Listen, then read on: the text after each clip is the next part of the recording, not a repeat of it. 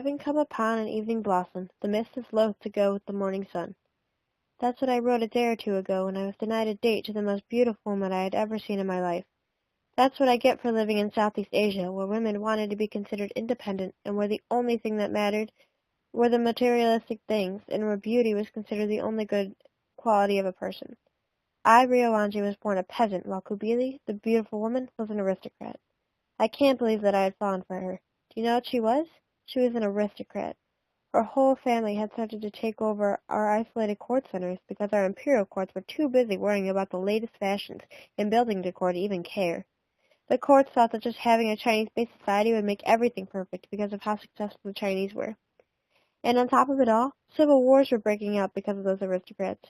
Because of Kubili and her family, my life and my family life were being ruined. Yet I still found the will to love her. You see, she, as an aristocrat, had to follow such strict codes of polite behavior because she was under constant scrutiny of her peers and superiors. One time she had written a letter to me on how she wanted to be with me, but she couldn't because she would be disowned and hated by the rest of the girls and possibly even her family. Why did social status have to be everything? With social status being the main idea, life was false. Life was suffocating. All I wanted was to love her. And because of the awful differences between us, I couldn't. But could anyone blame her? Who am I? I'm just a lowly peasant, but with no certainty that I'll be able to have my next meal. What hurts me the most is knowing that Kubili is going to be with a man who cheats on her because love affairs seem to be almost preoccupations here. I just want her to be loved. She deserves that. I'm trying to have a good life, and be good to others because hopefully I'll have a good life in the afterlife. Everything is always the same. I go home to the same old house with unpainted wood with no Kubili. Kubili's house was beautiful, and it had fish ponds and beautiful artificial lakes around her house. Every now and then I get to sneak over there and to say hello to her. Goodness, I miss her a lot. My daily job is to work out in the fields.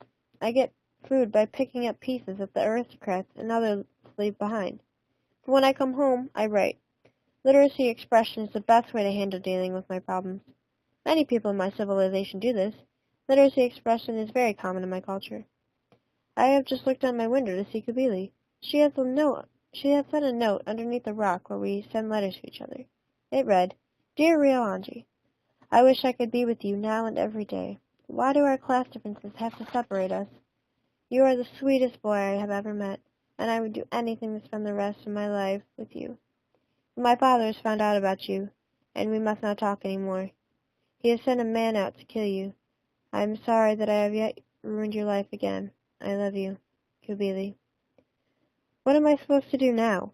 Here the men are knocking on my door. These are my last words I write. I love you, Kubili. Having come upon an evening blossom, the mist is loath to go with the morning sun.